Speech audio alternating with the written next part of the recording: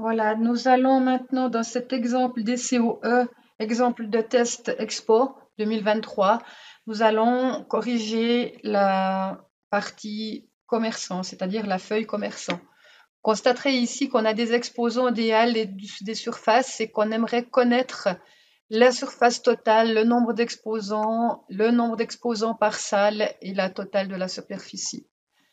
Donc, attention, ce que j'aime bien faire dans un premier temps, c'est d'uniformiser ici la largeur des colonnes ou alors de renvoyer à la ligne pour avoir bien la totalité visible. On nous demande donc de calculer la surface totale attribuée. Donc, je vais simplement faire une somme de la colonne ici des surfaces. Voilà, qui va nous donner la surface totale. Le nombre d'exposants, eh bien, il s'agira d'avoir le nombre d'exposants inscrits, c'est-à-dire qu'on va, avec la fonction nbval, voilà, cette fonction ici nous permet de connaître le nombre de cellules où il y a quelque chose. Donc, je viens sélectionner la plage concernée. Et puis là, on voit qu'on a 113 exposants. Pour connaître le nombre d'exposants, on a une colonne ici, donc on saura qu'il s'agira d'utiliser la fonction égale NBC. Pourquoi? Parce qu'on aimerait compter le nombre de fois où il y a H050, etc.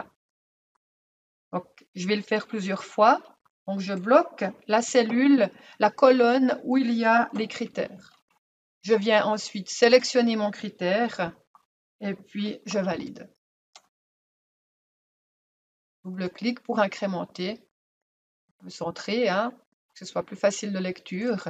Puis là, maintenant, on aimerait connaître le total de superficie par halle.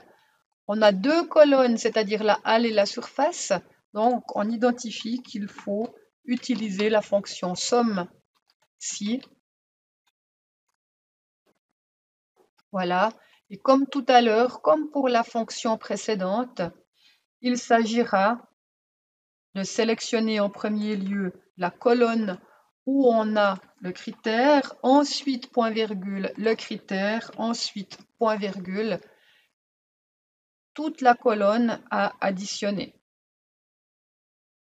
Voilà, je bloque. Pourquoi? Parce que je vais le faire plusieurs fois et je n'aimerais pas que mon montant soit décalé. Je viens ensuite incrémenter. Vous constaterez que dans cette cellule, ici, j'avais déjà mis mon format mètre carré. Je l'avais ici, on me demande que tous les nombres surfaces soient formatés en mètres carrés. Donc, je viens sélectionner ici encore la colonne où je ne l'avais pas fait.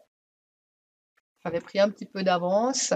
Donc, je viens ouvrir ici ma boîte de dialogue sous personnaliser et je viens derrière mon nombre standard mettre entre guillemets, parce qu'il s'agit de texte, mètre carré.